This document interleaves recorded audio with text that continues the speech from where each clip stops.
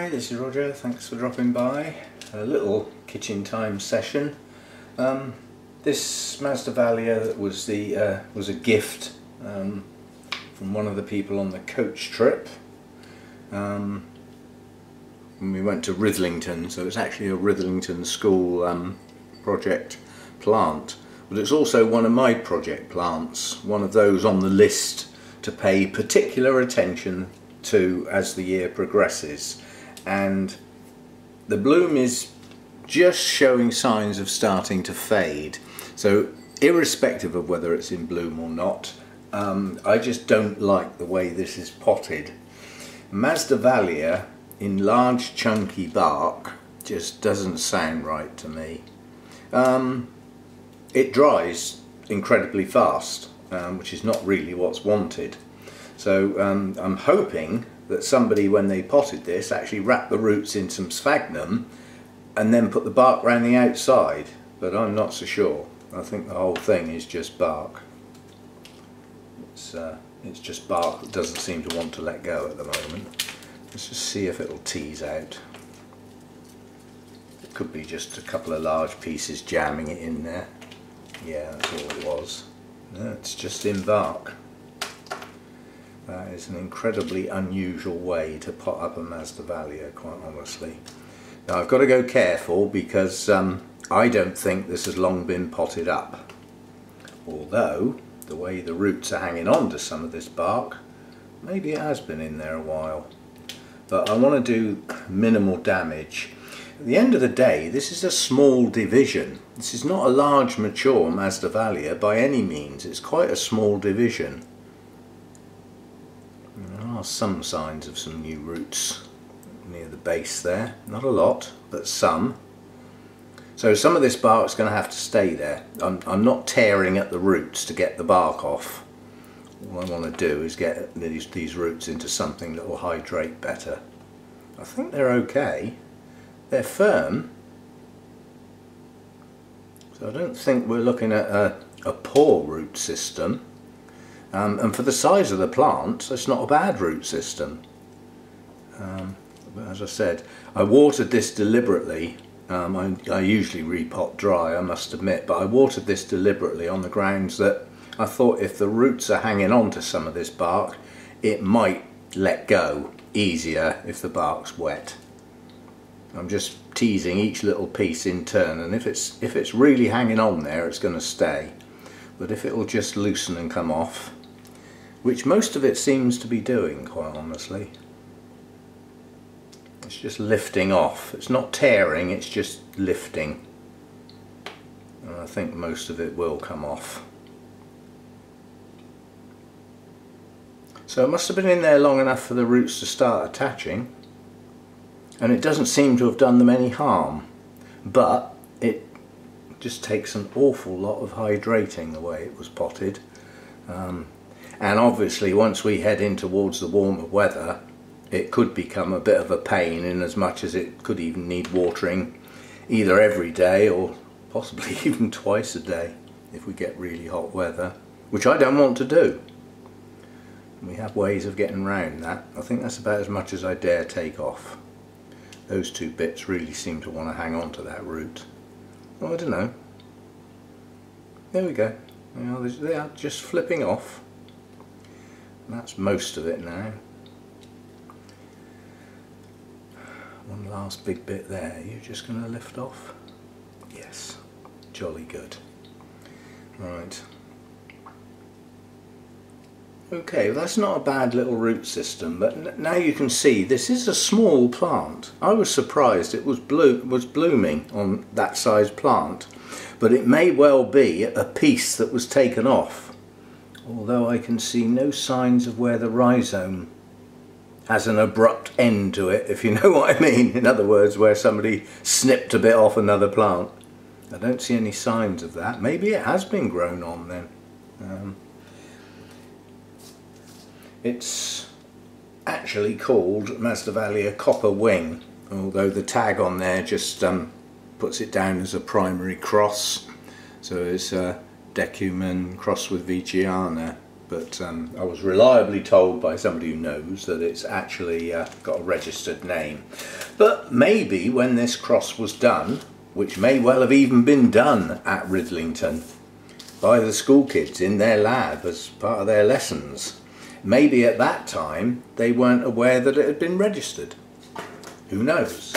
Anyway, I'll get myself some media. This bark's okay. It's not breaking down. It's just an odd thing to pot a Masdevallia in. And it may well, with the best of intentions, it might have meant to have been half moss and half bark, which would have made more sense, and somebody was just a bit light-fingered on the old moss and didn't get enough in there. Anyway, I'll have a bit of a clear up and we'll get some new media, find a pot appropriate to the size of the roots. I'd like to put it back in there in moss. These do lend themselves nicely to Masdevallias, and almost a must for Draculas, because the bloom spikes are going to come out from, they've got to get out somewhere, but Masdevallias come out from the base and go upwards in the main. So these do work well, but they dry incredibly quickly, and that's the reason for repotting it and getting it out of the bark. It's just drying far too quickly. So although this idea works, nothing wrong with it, gets some air around the roots, stops everything getting soggy and all that sort of stuff, the watering is harder work. But if I repot that in there with sphagnum moss, it can sit in one of these and get watered from below. You just pour water in the tray and it'll just soak up through the moss. So I could go for putting it back in there. Decision not made yet. I've got a full cup of coffee here that needs sorting out before I do this. I'll be back. Okay, decision made. It is going back in there, and I'm using live moss. So that's live sphagnum moss. I've been trying to pick out the bits because of where it came from. There are a couple of pine needles in there now and again. The downside of using this, which won't be a big deal, but long term, I have a large silver birch tree in the vicinity. It's not mine, but it overhangs and the wind blows the seeds all over my garden. So there's going to be tree seeds in this moss, which will eventually germinate. But it doesn't matter, because the roots from the seeds won't have anything to get hold of. They will just gently pull out and just won't matter, basically. God, this is cold. Good job it's a Masdevallia. But yeah, it's just literally come in from outside. I just went and grabbed a couple of handfuls out of the tray which I keep in the garden. Right, I don't want this too deep in the pot, but now literally all I've got to do is try and tease some of this moss down in between the roots. The roots don't need packing in there, and there's quite a few Masdevallias that are found, well, and Draculas too, that are actually found growing in moss that's hanging off the branches. So they're not even attached to a branch, they're just loose, they're just sort of suspended. It's a miracle they even stay there, but they just manage to hang on to the moss, and the moss is hanging on to the branch rather than the actual roots of the plant. You know, like a cattleya, the roots would really grab hold of the branch and attach it, but there again, they're much heavier plants. You know, this is a lightweight little plant, so there's no weight there at all. But what I want to try and do is tease as much in between the gaps as possible. The whole point of repotting this is so that it hasn't got huge air gaps all around it. Beauty of using live sphagnum moss is its sterilising properties. So there isn't much that'll live in live sphagnum moss that can do your plant any harm. It gets used as a field dressing in unsavoury conditions. Just grab a handful and stick it on a wound. Worry about getting yourself to hospital later. It'll keep it clean. I don't know if I've ever had to do that. But I've seen it done and it works. And if somebody in the hospital knows what they're doing and knows what they're talking about, they agree. If they don't, their jaw drops in awe as to what silly Billy put all that horrible manky stuff on that open wound. But if they know what they're talking about, it works. Right, so that's it. And that will get watered from the bottom upwards. So when I see signs of dryness on the moss, I'll top the tray up. Any feed, which won't be much, will come in from the bottom as well. So that's that one done. Notice I didn't press anything down.